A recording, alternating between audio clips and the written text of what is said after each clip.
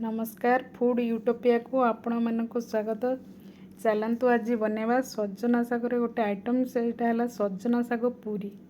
सजना शाग देहपाई बहुत भल होता है। पिला माने जेहेतु खाइबा को शाग पसंद करती से आम सजना शागर पूरी बनैले पिला माने खाइबे। एथि आम एठी नहीं सजना शाग आउ ता सहित एठी अच्छी धनिया पत्र अदा धनिया पत्र अदा और सजना शाग को आम ग्राइंडिंग करवा तापर देखेबी कौन हो।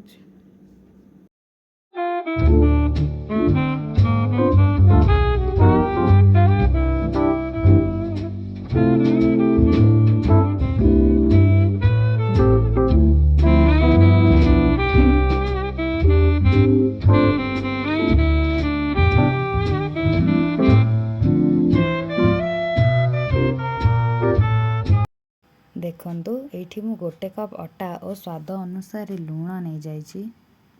ता सहित टिके लंका गुंड पकेबा आउ कोला जीरा टिके पकेबा कहीं कोला जीरार स्मेल बहुत भल आसता है पूरी रे। तो कोला जीरा पकेबा ता सहित आम तेल पकेबा। तेल देले पूरी टे खास्ता हुए से तेल दबा तापरे आम ग्राइंडिंग करी रखिथिबा सजना शाग ताकू दबा तापरे आम अटा को भल भाबे मिक्स करिबा।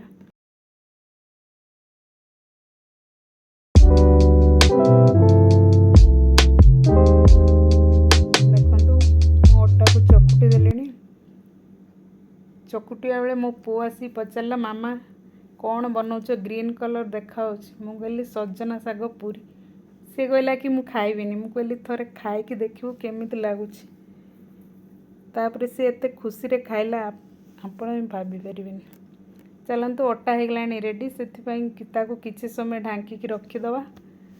एबे आमे अटारे पूरी बनेबा ता बेली दवा। बेली सारी केठी करेई बसेबा। करेई रे तेल दवा। तेल भली की गरम हेले जाई पूरी छाणीबा कहीं तेल कम गरम हेले पूरी ठीक से हुएनी। तेल भली की धुआं बाहर जाए तेल को गरम करवा। देखो तो आमर तेल भली से गरम होगलानी। एबे पूरी पकेबा। देखो तो पूरी केते सुंदर फुलुची आउ कलर भी बहुत भल देखा जाउची। पूरी टिके क्रिस्पी हेले ही भल लगे से मुझे पूरी की भल भावे लाल हवा पाई छाड़ी देली।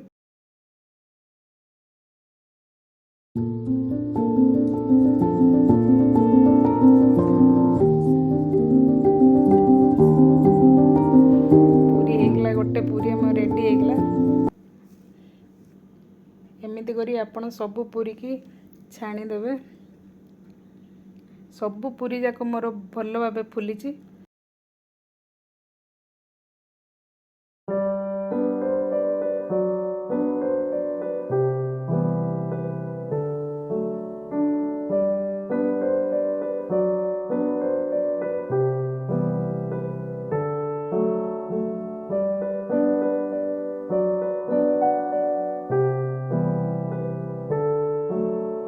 पूरी आमर सब रेडी होइछि। देखंतु पूरी केमिति देखा होछि। देखिया तो बहुत सुंदर से फुलिकी पूरा क्रिस्पी क्रिस्पी देखा होछि। खाइबा को भी सेतिकी टेस्ट लागुतला। आपण माने थरे एमिति पूरी ट्राई करंतु आ कहंतु केमिति लागुछि। सत्तरे बहुत टेस्टी थिला आ ताकू मो पुओ बहुत खुशी रे खाइला। ता